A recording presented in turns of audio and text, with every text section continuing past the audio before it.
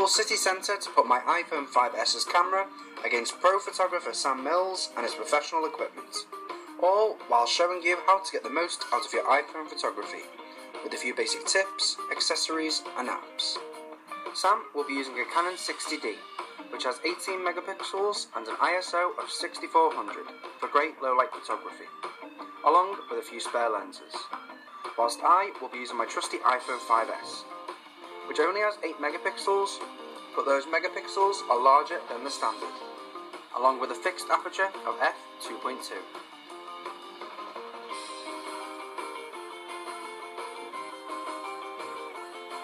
The first thing about any good picture is obviously being able to see it. There's nothing worse than a blurry, blown out image. So one of the key factors to taking great photos with your iPhone is exposure and focus. And this is even easier on an iPhone than it is on a traditional DSLR. So what you do is open up your camera app and decide what you want to focus on. So for this image, I want the landscape to stand out. All I do is simply tap and my exposure is set to it.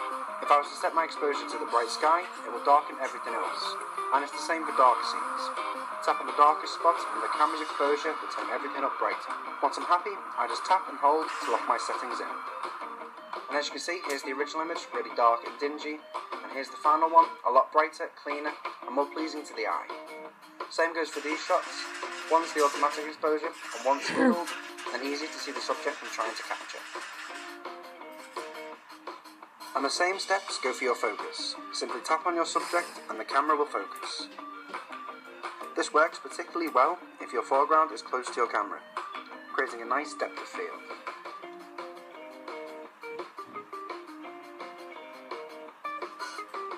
Another factor that I noticed when going head to head against the DSLR is that the DSLR is a bit easier to hold whilst taking pictures due to its ergonomic grips.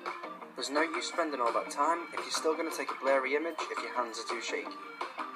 So another great tip is to always keep your iPhone stable. You can do this by putting on things like a tripod, or if you haven't got one of them available, you can use benches, trees, or even people. As well as keeping it steady, you still need to frame your shot well.